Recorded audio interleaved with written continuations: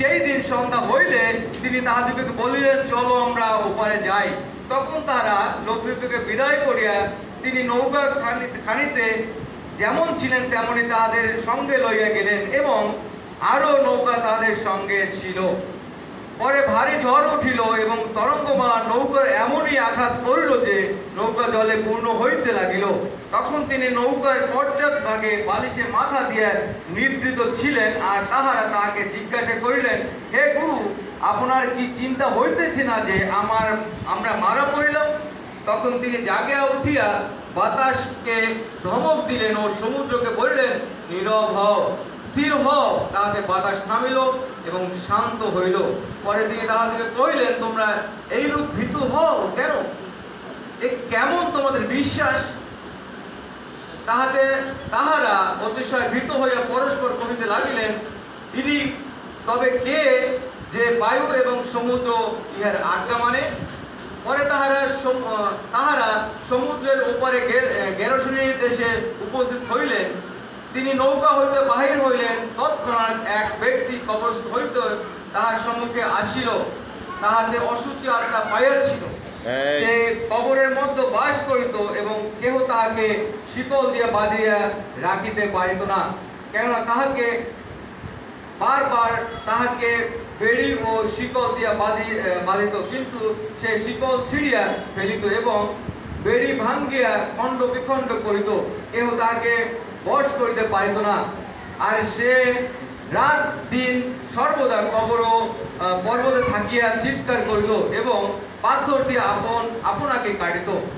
সে দূর হইতে যিশুকে দেখিয়া দৌড়িয়া আসিল, তাহাকে প্রণাম করিল এবং উচ্চ স্বরে চেঁচাইয়া কহিল, হে যিশু, পরস্পর ঈশ্বরের পুত্র, আমার সহিত আপনার সম্পর্ক কি?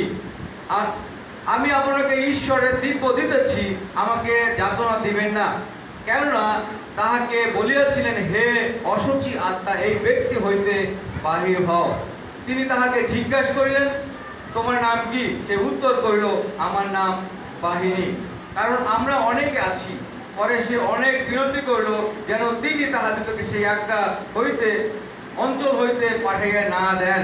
সেই স্থান পর্বতের পাশে এক বৃহৎ শূকর পাল চড়িতেছিল, আর তাহারা বিনতি করিল, ওই শূকরগুলির মধ্যে প্রবেশ করিতে আমাদেরকে পাঠাইয়া দিউন।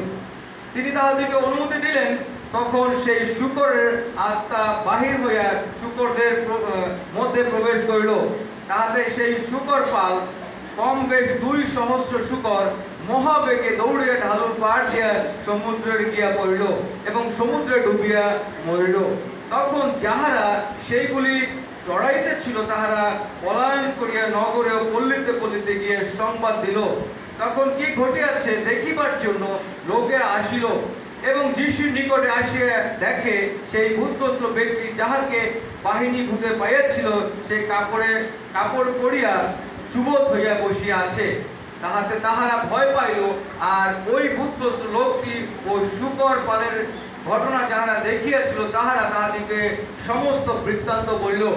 তখন তাহারা আপনাদের সীমা হইতে প্রস্থান করিতে তাহাদিকে বিনতি করিতে লাগিল।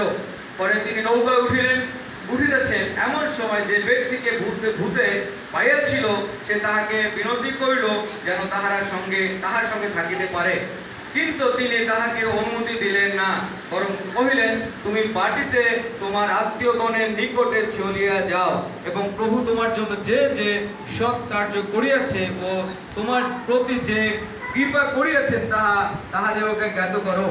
তখন সে প্রস্থান করিয়া যিশু তাহার জন্য যে মহৎ কার্য করিয়াছিলেন তাহা দিকাপলিতে প্রচার করিতে লাগিলেন। তাহাতে সকলেই আশ্চর্য জ্ঞান করিল। আমেন।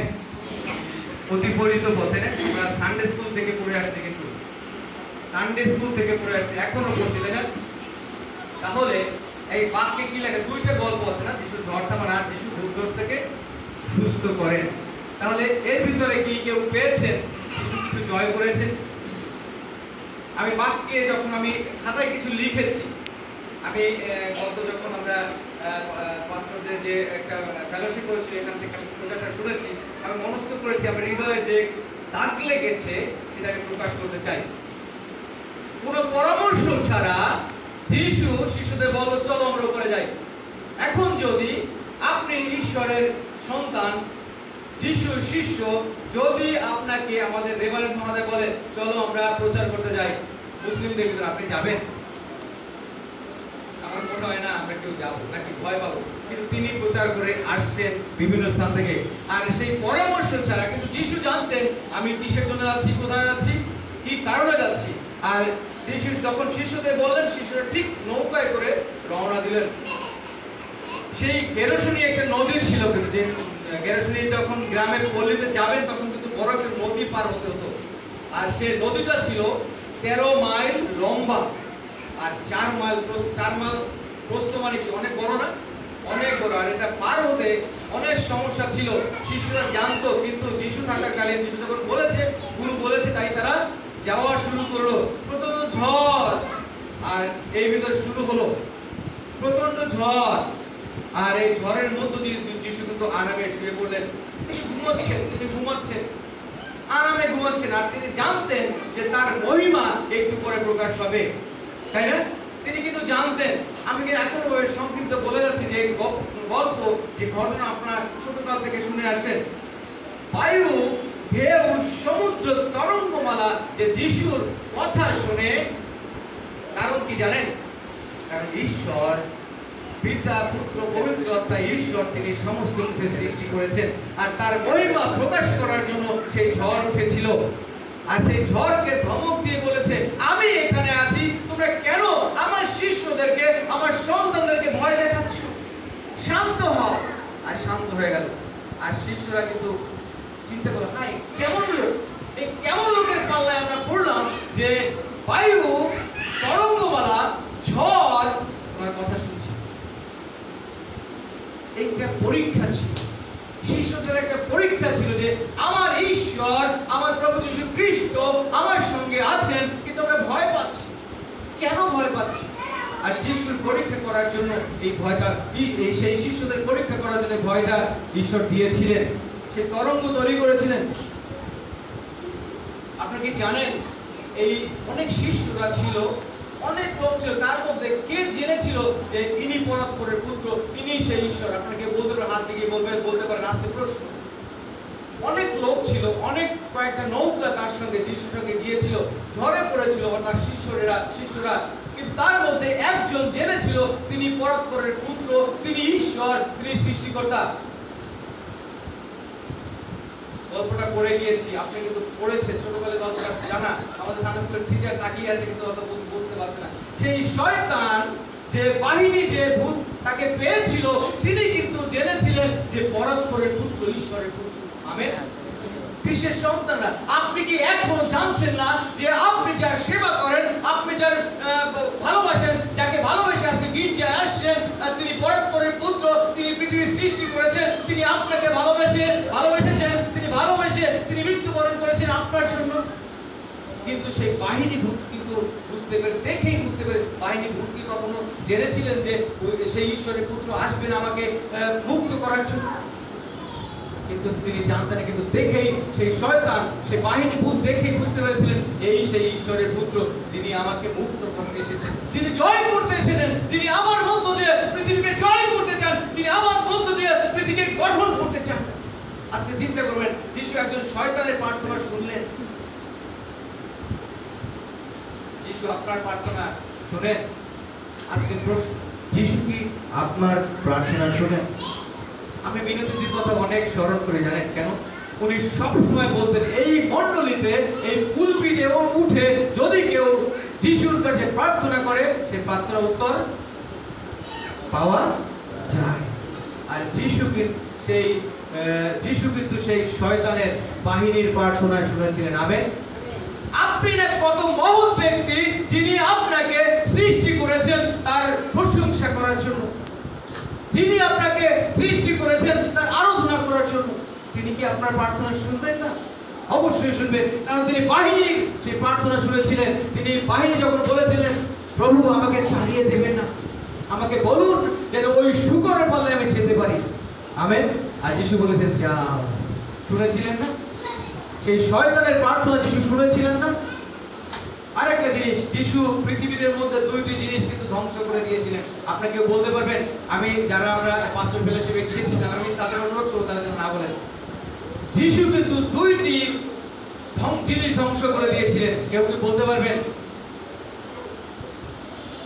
যিশু দুইটি জিনিস ধ্বংস করে দিয়েছিলেন। এক, 2000 শূকর।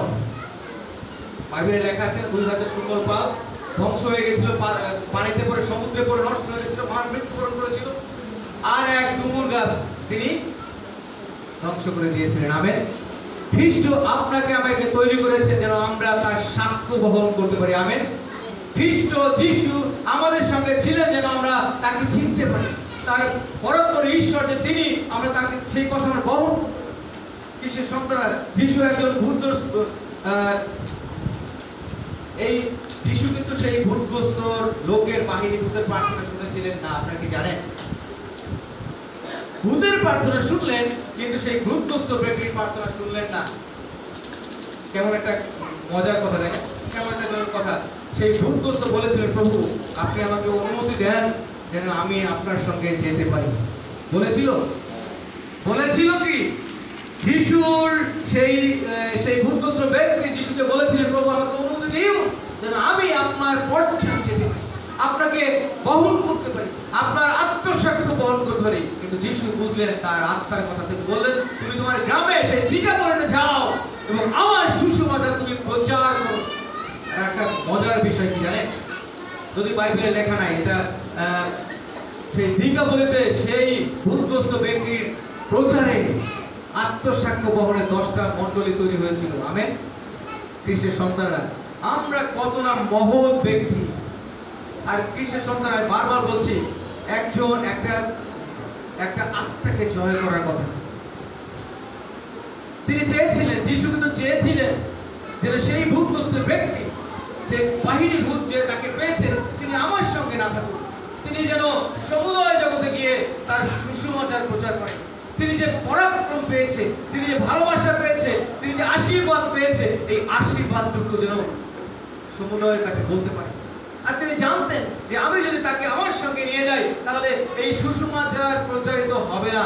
যদি আমি তাকে তার গ্রামে পাঠাই, গ্রামের মানুষ তাকে দেখে বিশ্বাস করবে এবং তার সুসমাচার প্রচারিত হবে।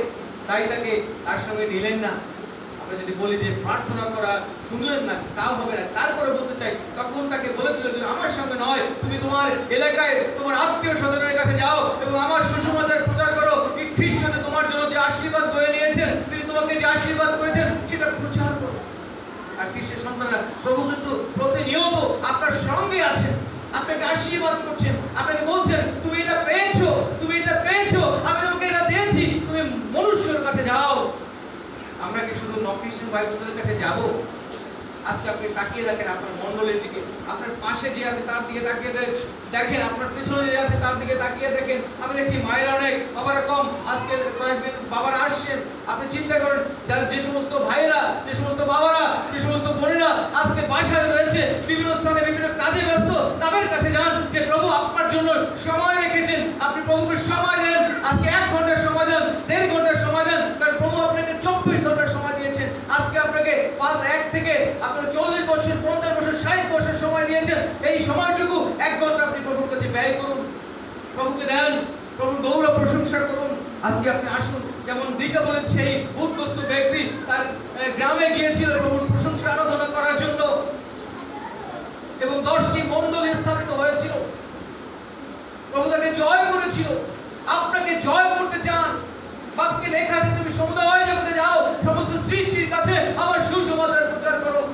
আজকে কি আপনি সমুদয় জগতে যাচ্ছেন? আপনার আশেপাশে যারা পড়ে আছে, যারা প্রভুকে জানছে না, তাকে প্রভুর কথা বলার মতো সুযোগ আপনার কাছে আছে কিনা? আপনি যাচ্ছেন কিনা? খ্রিস্টের সন্তানেরা, যিশু কিন্তু একটা আত্মাকে জয় করার জন্য, যিশু একটা আত্মাকে জয় করার জন্য, সেই ভূতগ্রস্ত যে ব্যক্তি, সে ধ্বংস হয়ে যাচ্ছিল, নিজের শরীর কেটে কেটে টুকরো করছিল, তিনি অন্ধকারে বসেছিল, পাহাড় পর্বতে চলছিল, কাউকে দেখে তাকে আঘাত করছিল, কেউ তাকে বেঁধে রাখতে পারছিল না। সেই আত্মাকে জয় করার জন্য, কারণ স্বয়ং ঈশ্বর সেই আত্মাকে দিয়েছিলেন, কারণ ঈশ্বর সেই আত্মাকে তৈরি করেছিলেন, সেই আত্মাকে পাঠিয়েছিলেন তার গৌরব প্রশংসা করার জন্য। সেই আত্মাকে জয় করার জন্য যিশু আসলেন। সেই সমুদ্র পার হয়ে দিকাপলিতে গেলেন, সেই পাহাড়ের ঢালুতে গেলেন, যেন সেই আত্মাকে জয় করতে পারেন। সেই তরঙ্গ ভেঙে চুরমার করে দিলেন, সেই ঝড়কে ভেঙে চুরমার করে দিলেন, যেন তিনি জয় করতে পারেন। আজ তিনি আপনার আমার পাশে সব সময় আছেন। তিনি বলেছেন, বাক্যে লেখা আছে, আমি তোমার সব সময় তোমার সঙ্গে সঙ্গে আছি, আমি তোমাকে সাহায্য করব, আমি তোমাকে গৌরবান্বিত করব।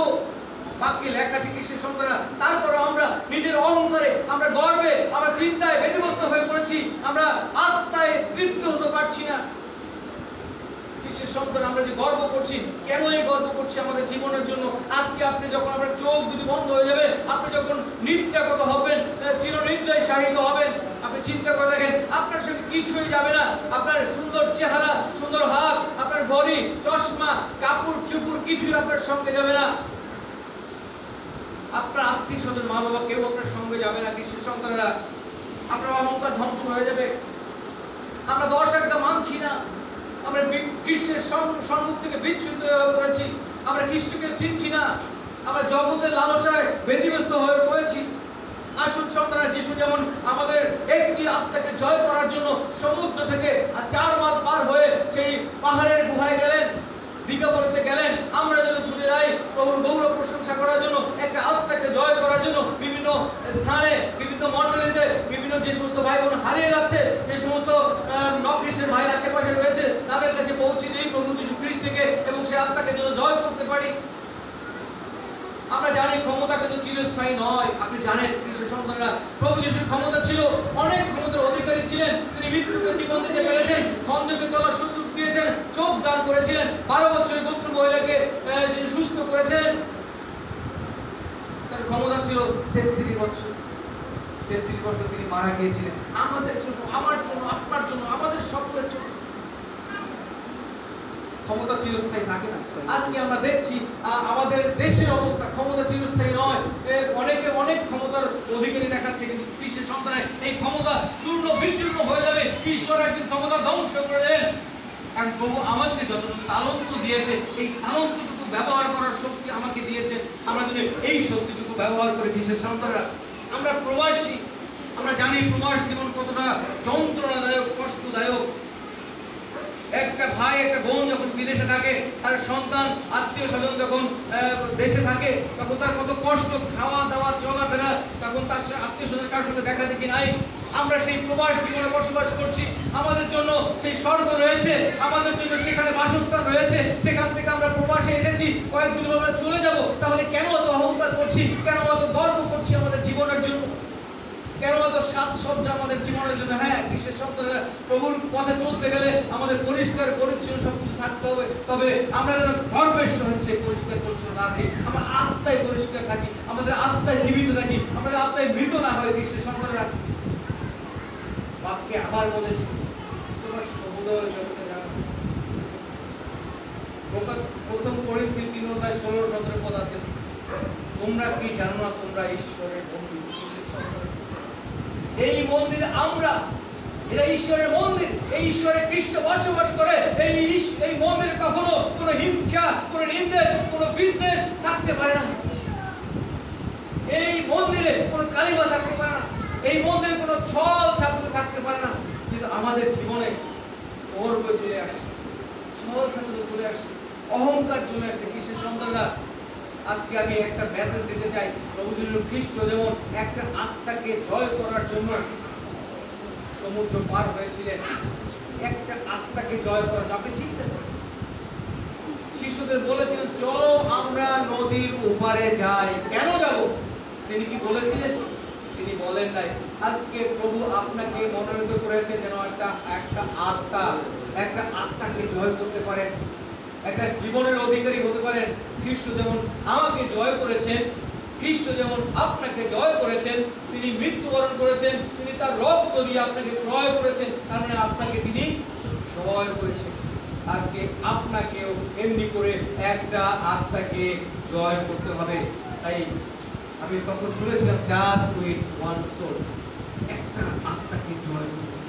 আজকে শেষ ম্যাচেস, আজকে এই বিজয়ের দিনের শেষ matches, just win one soul, একটা আত্মাকে আপনি আপনার জীবনের জন্য জয় করুন। যখন আপনি পরদেশে চলে যাবেন, ঈশ্বর যখন আপনাকে তুলে নেবেন, তখন বুঝবেন যে তুমি কি করেছো। আমি যেমন আত্মা জয় করার জন্য সমুদ্র পার হয়েছি, তুমি কি একটা আত্মা জয় করার জন্য এক কোষ পার হয়েছো কিনা? তুমি কি করেছো? তোমাকে জীবন দিয়েছি, সুন্দর আত্মসাক্ষ্য গ্রহণ করার জন্য তোমাকে জীবন দিয়েছি। তুমি কি করেছো? আসুন খ্রিস্টের সন্তান, আমরা সকলে উঠে দাঁড়াই।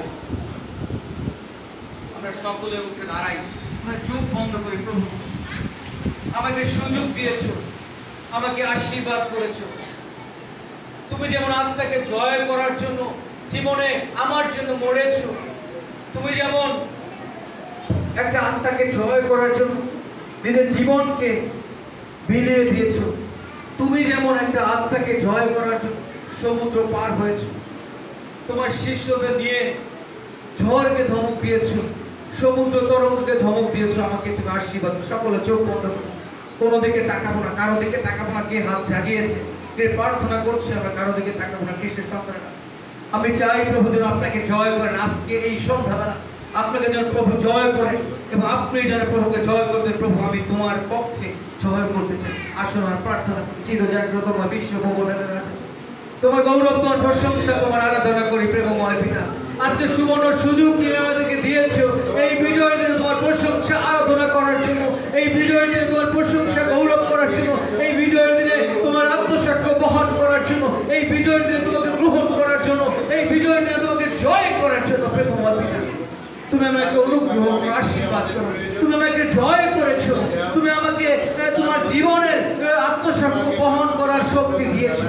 প্রেমময় পিতা, আমাকে শক্তি দিয়েছো, আমাকে বুদ্ধি দিয়েছো, আমাকে প্রজ্ঞা দিয়েছো। তোমার বাক্য পালন করার জন্য আমাকে শক্তি দিয়েছো, তোমার বাক্য প্রচার করার জন্য আমাকে শক্তি দিয়েছো। প্রভু, তোমাকে ধন্যবাদ দিই। তাই বিশ্বাস করি তুমি আমাকে যেমন জয় করেছো প্রভু, আমি তোমার সাক্ষ্য বহন করতে চাই। আমি এমনি করে তোমার মতন আমি সেই নতুন করে নতুন জীবন জয় করতে চাই, একটা আত্মাকে জয় করতে চাই। আমাকে অনুগ্রহ করো প্রেমময় পিতা, আমার অযোগ্যতা তুমি ক্ষমা করো, আমার পাপ তুমি ক্ষমা করো। তুমি সমস্ত পাপ আমার জানো প্রেমময় পিতা। আজকে আমার জীবনের সমস্ত অযোগ্যতা তোমার কাছে স্বীকার করছি।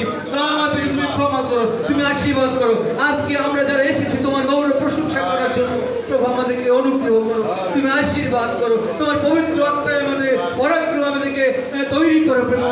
তোমার অগ্নিতে আমাদেরকে তৈরি করো, তোমার অগ্নিতে আমাদের শক্তি যোগ, আমাদেরকে আশীর্বাদ করো। আমরা একটু আমাদের পরিবারে ফিরে যাবো, আমরা যার যার বাসায় ফিরে যাবো। প্রেমময় পিতা, আমরা এই জয় করার কথা যেন ভুলে না যাই। আমাদেরকে আশীর্বাদ করো, তুমি অনুগ্রহ করো। আমাদের হৃদয় তোমার গেঁথে রাখতে এই বাক্য তুমি সাহায্য করো, তুমি শক্তি দাও। প্রেমময় আমরা যেন আগামী রোববার তোমার আশীর্বাদ আরো পেতে পারি। তুমি আমাদের অনুগ্রহ করো, তুমি সাহায্য করো, আমাদের আশীর্বাদ করো, আমাদের সাহায্য করো। আমাদের সমস্ত